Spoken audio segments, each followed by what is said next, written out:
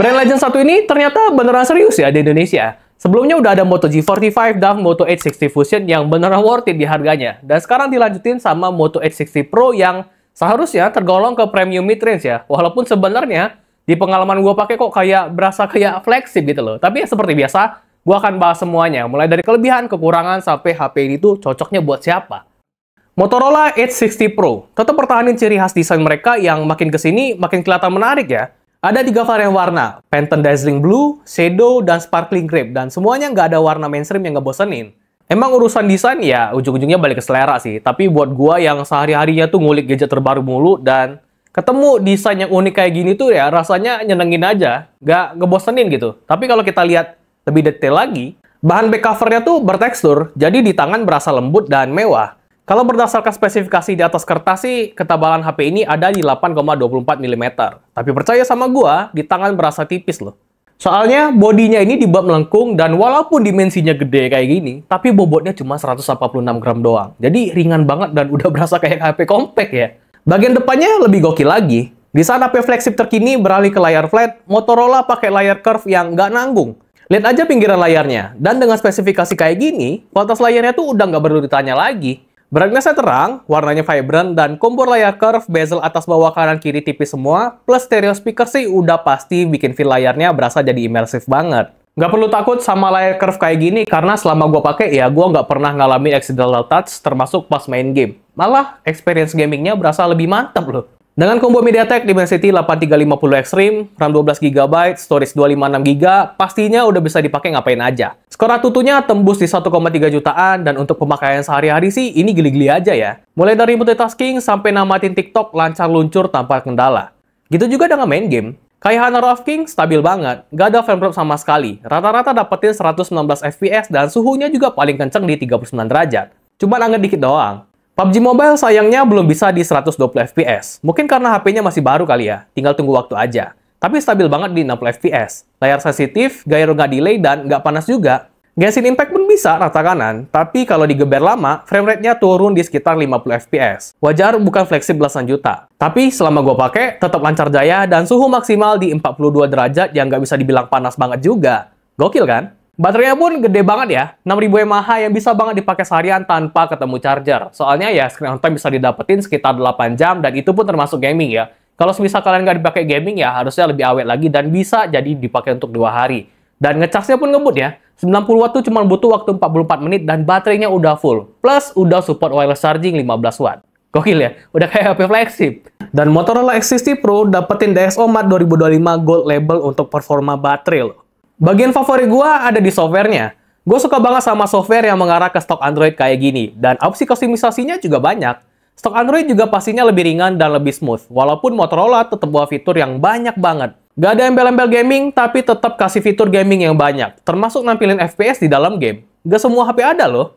Terus fitur AI juga nggak kaleng-kaleng ya. Malah dikasih tombol dedicated untuk AI yang praktis banget. Tinggal tap dan udah, kelar. Biasanya gue pakai fitur itu untuk jadi pengingat sesuatu ya. Soalnya gue tuh orangnya pelupa banget dan biasanya gue pakai untuk kayak contoh untuk ngingetin gue untuk siram tanaman atau ngingetin gue jadwal meeting. Ada juga fitur AI Next Move yang bisa langsung tahu gambar acara Gias ini harus diapain dan dijelasin secara detail. Malah bisa ingetin kapan harus ke acaranya. Connect ke PC juga bisa secara seamless. Entah lu mau kontrol HP dari PC atau transfer file gitu, semuanya jadi berasa seamless. Terakhir ada Moto AI Stabilization yang bisa stabilin kameranya biar kita bisa dapetin video yang lebih stabil walaupun kita record sambil jalan.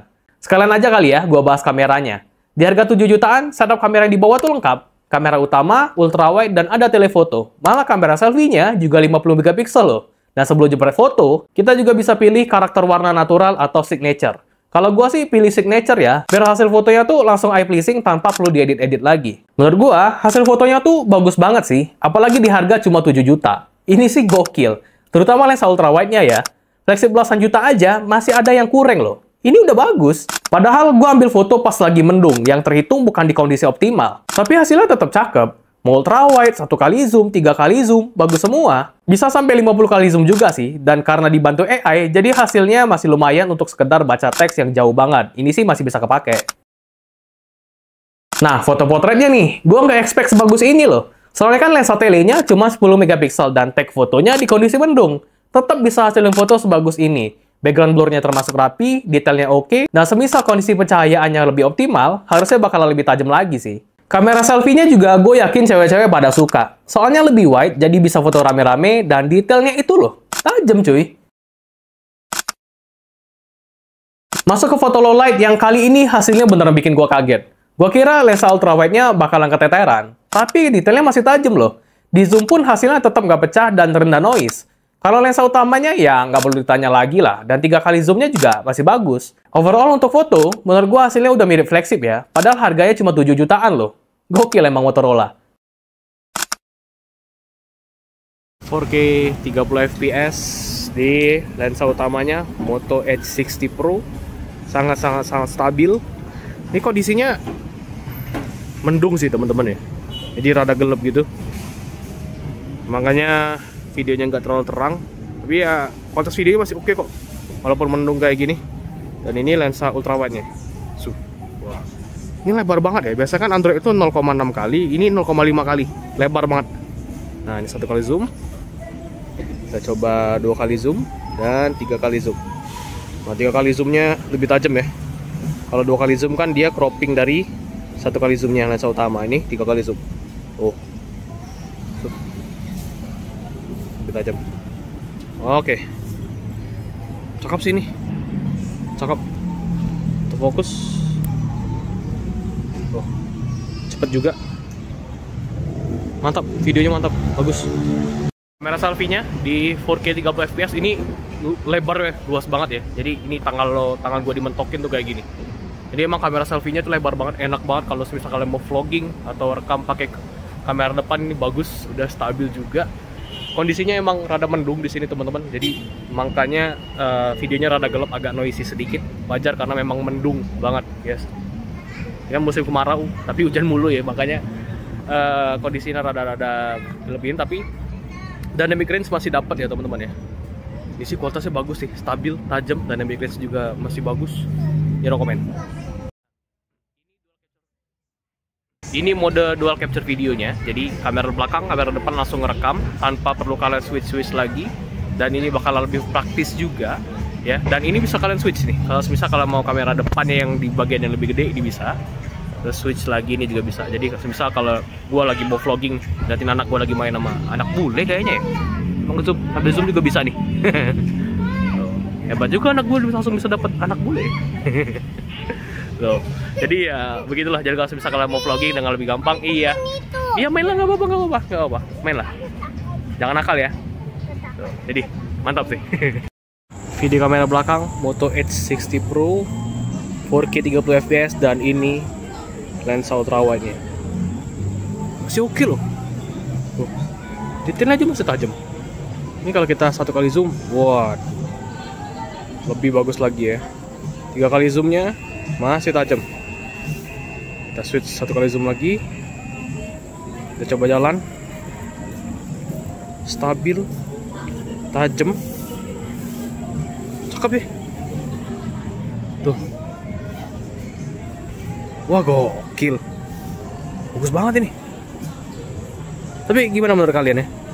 Nah, kalau ini kamera depannya 4K 30 fps juga, memang nggak nggak sebagus di kondisi yang terang pastinya, yang namanya juga low light. Dan untuk ukuran kamera depan ini bagus sih, ini lebar banget. Kalau tangan gua mentok kayak gini, jadi kalau misal mau vlogging terpaksa di kondisi yang low light, ini masih oke loh, ini masih oke.